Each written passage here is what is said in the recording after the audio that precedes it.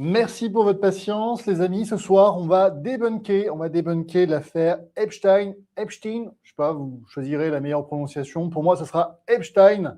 Et sans plus attendre, on va donc débunker. Ce flash info tombe vraiment à pic parce que, si vous l'avez vu aujourd'hui, et si vous ne vivez pas dans une grotte, Emmanuel Macron, notre président à tous, a indiqué que l'affaire Epstein était une affaire américaine et qu'il fallait donc laisser la justice américaine faire son travail. Alors, il y a du vrai et il y a du faux. Avant d'aller plus loin, évidemment, je vous invite à vous abonner. On est bientôt 70 000 sur cette chaîne. Donc vraiment, merci à tous parce que ça nous fait extrêmement plaisir. Ça nous permet de créer des contenus comme celui-ci. Et pour ceux qui me suivent depuis un peu plus de 4 ans, je pense que vous avez pu voir que la qualité à la fois du son, de l'image et du décor s'est nettement améliorée. Et ce, pour toujours mettre davantage en valeur les contenus de vulgarisation juridique qu'on nous propose.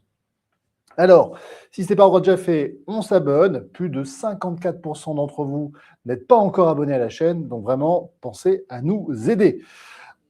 70. Alors, sans plus attendre, on revient sur l'affaire Epstein. Donc, Jeffrey Epstein est un homme d'affaires américain qui est accusé d'avoir organisé pendant plusieurs décennies, du début des années 90 jusqu'à 2010 à peu près, un système d'exploitation sexuelle visant principalement des adolescents, des très jeunes filles, souvent mineures.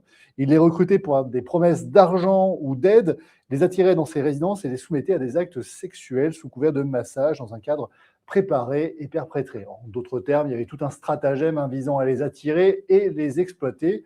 Il les mettait à disposition de ses amis. Et justement, le scandale Epstein, c'est toutes les personnes qui sont impliquées dans ce scandale. C'est d'ailleurs une des promesses électorales de Donald Trump qui était de pouvoir faire la lumière sur le scandale Epstein en notamment diffusant, en divulguant l'intégralité de ce dossier. Cette promesse n'a pas été intégralement respectée par Donald Trump, mais en tout cas, il y a quand même un certain nombre d'informations qui ont fuité et qui ont notamment défrayé la chronique ces derniers jours. Alors, les faits reposaient sur un fonctionnement en réseau. Les jeunes filles étaient payées après les faits et parfois incitées à recruter d'autres mineurs. Donc, on voit qu'ils n'étaient jamais rassasiés. L'argent, la manipulation psychologique et la pression exercée par l'entourage d'Epstein permettaient de maintenir le silence des victimes et d'assurer la continuité du système. On avait donc un rouage d'un homme d'affaires qui était déjà expérimenté et qui usait de ses charmes, de ses atouts, de sa richesse pour pouvoir obtenir les faveurs de jeunes personnes. Encore une fois, ce qui est scandaleux, c'est à la fois la pédocriminalité. D'accord, bah oui, parce que lorsqu'elles ont moins de 18 ans, et même si elles ont plus de 15 ans, c'est de la pédocriminalité, c'est la prostitution, et c'est le proxénétisme qui est exercé ici. En tout cas, c'est tout de suite les faits qui nous remontent. Alors, ça s'est passé sur quand même près de 20 ans, 20 années à sévir dans l'impunité la plus totale. Jeffrey Epstein a donc organisé ces petites orgies, ces sauteries comme il les appelait, notamment en Floride, à New York et dans les îles Vierges américaines, ainsi qu'à l'occasion de déplacements internationaux. Alors vous l'aurez compris, c'est justement tous ces déplacements internationaux, le fait qu'il y ait une multitude d'acteurs, une multitude de victimes et une multitude de lieux qui rend cette affaire assez hors norme. Il faut quand même le souligner. On a donc la plupart des victimes qui avaient moins de 16 ans, des enfants, quoi. Leurs témoignages convergent sur l'existence d'abus sexuels répétés, d'un climat d'emprise et d'un système organisé favorisant la répétition des infractions. Donc vous l'avez compris, c'était un homme bien sous tout rapport. Alors les faits ne révèlent pas d'agissement isolé, mais d'un dispositif durable, structuré et financé. Évidemment, à un moment donné, la justice américaine s'est emparée de ce sujet. Elle s'en est emparée à 2 reprises. La première reprise, c'était donc dans les années 2000, où il y a eu un accord avec le procureur de Floride, accord qui a permis donc à ce dernier de pouvoir continuer ses agissements, et jusqu'aux années 2010, où il a été arrêté. Et en 2019, cette affaire s'arrête avec le décès de Jeffrey Epstein qui va se suicider dans sa cellule. Alors, se suicider, c'est la version officielle. Qu'est-ce qui s'est passé, évidemment? On ne le saura jamais. Et ce qu'on a pu constater, c'est que beaucoup de proches de Jeffrey Epstein, notamment, il y a eu ce week-end, je voyais un un créateur de mode français qui était très proche de Jeffrey Epstein, qui s'est également suicidé en sa cellule. Alors, décidément, il y a une épidémie de suicide dans cette affaire qui tombe vraiment à pic parce que lorsque ces derniers se suicident, ça met fin à toute poursuite, ça met fin à la possibilité pour les victimes d'obtenir des réponses qui sont légitimes, vous l'aurez bien compris. Alors, sans plus attendre, on va analyser ensemble le caractère droit pénal international, parce que c'est ça dont ça relève, dans quelques secondes. Donc, accrochez-vous jusqu'au bout de cette émission, de ce Flash Info. Pensez à vous abonner, vous êtes bientôt 70 000 sur cette chaîne, et je le rappelle, plus de 50% d'entre vous qui nous regardez n'êtes pas abonnés. Alors, si vous voulez nous aider à produire de plus en plus de contenu de qualité, vous abonner, c'est vraiment quelque chose qui nous aide énormément. Donc, merci à tous ceux qui sont déjà abonnés. Alors, droit pénal international, je rappelle, je ne suis pas le spécialiste du droit pénal, ça c'est important, donc ne me contactez pas pour du droit pénal. Par contre, clairement, ici, on a une petite analyse juridique qui est assez simple et qui va vous permettre d'y voir beaucoup plus clair. Lorsque le président de la République nous dit c'est une affaire purement américaine. Alors oui, il n'a pas tort si on parle de Jeffrey Epstein. C'est un auteur qui est de nationalité américaine. Les victimes sont en principe américaines et les faits se déroulent en Amérique. Bon, donc, a priori, ce que nous dirait notre cher Emmanuel Macron apparaît être correct sur le plan juridique. Cependant, c'est occulté, et c'est vraiment volontairement occulté, une grosse partie de l'affaire, dans lequel, je rappelle, il y a plus de 1000 victimes de toute nationalité, et dans lequel on a notamment, potentiellement, des auteurs, des complices, sachant que la complicité, ce n'est pas seulement le fait d'avoir participé physiquement à ces orgies, ça peut être aussi le fait d'avoir rabattu des mineurs, facilité les actes commis à l'encontre de ces mineurs. Donc, vous l'aurez bien compris, c'est une complicité extrêmement large en droit pénal. Donc ici, on doit se reporter à l'article 113-2 du Code pénal, qui va nous fixer les grandes lignes de ce qu'est le droit international pénal, notamment sur le principe de territorialité. Le principe, c'est que toute infraction commise sur le sol français relève du droit français. Bon, ça, évidemment, c'est le principe, donc il y a forcément des exceptions, sinon vous ne faites pas de droit, vous le savez mieux que moi. Donc ici, on a Jeffrey Epstein qui est aux États-Unis, en Floride, à New York, et qui va perpétrer un certain nombre d'actes criminels à l'encontre de victimes qui sont a priori américaines. Donc là, ici, la compétence du droit français ne va pas s'appliquer. Il y a deux exceptions. Je fais trois, mais non, c'est deux exceptions, évidemment. Deux exceptions. La première exception, c'est en cas d'auteur français.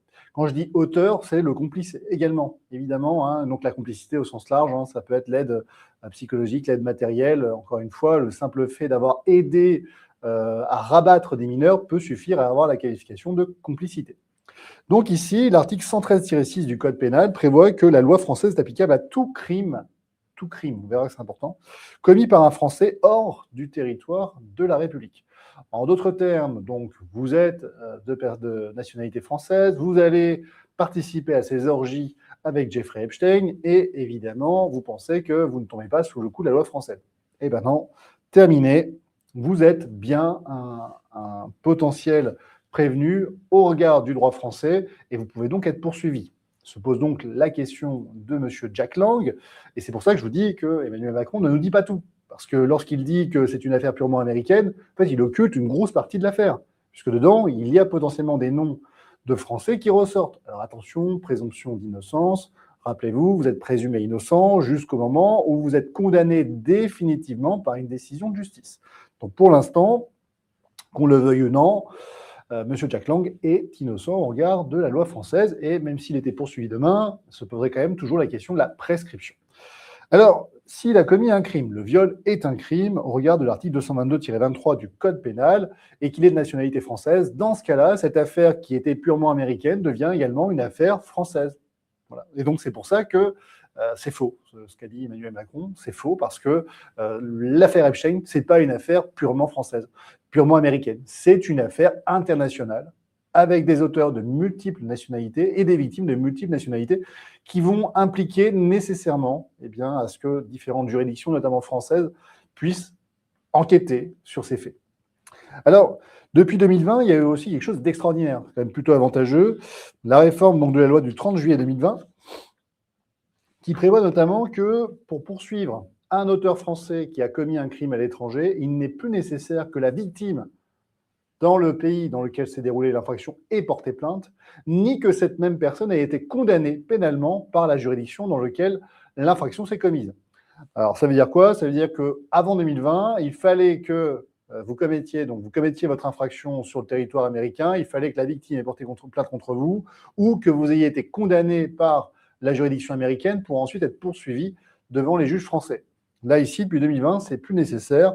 L'article 113-5 du Code pénal, avec son alinéa 2, qui permet donc de faciliter la poursuite des délinquants sexuels, y compris lorsqu'ils sévissent à l'étranger. C'est pratique parce que ça permet notamment d'éviter que ces auteurs, cette infraction soit commise sans que dans le pays d'origine, il n'y ait d'enquête sérieuse.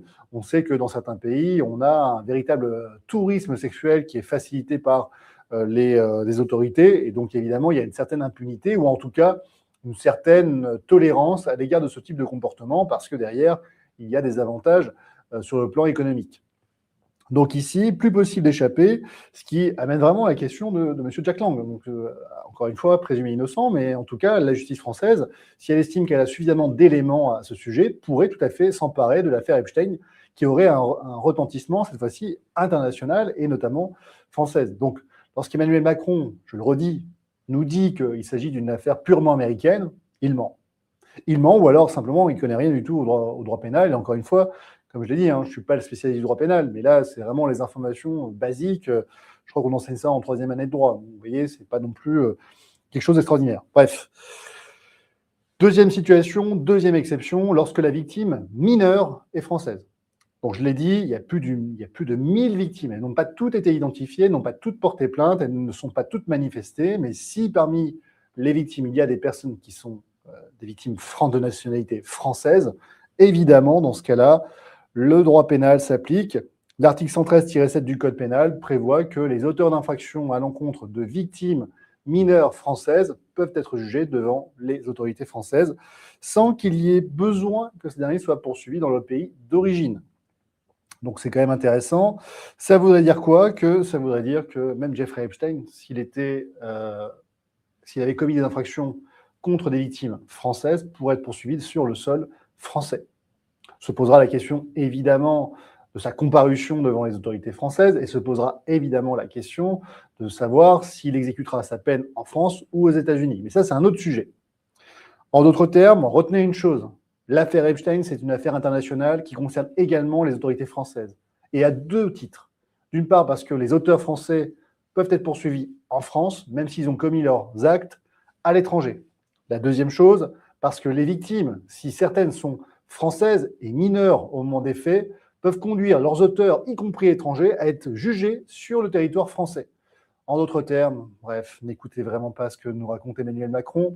C'est pas un fin pénaliste, et encore une fois, c'est vraiment de la poudre de perlimpinpin qui nous balance, uniquement pour détourner l'attention et nous expliquer que, regardez ailleurs, messieurs, dames, tout se passe bien. On verra où nous emmènera cette affaire Epstein, mais croyez-moi, il y a encore des rebondissements dans cette affaire qui vont intervenir, ça c'est sûr.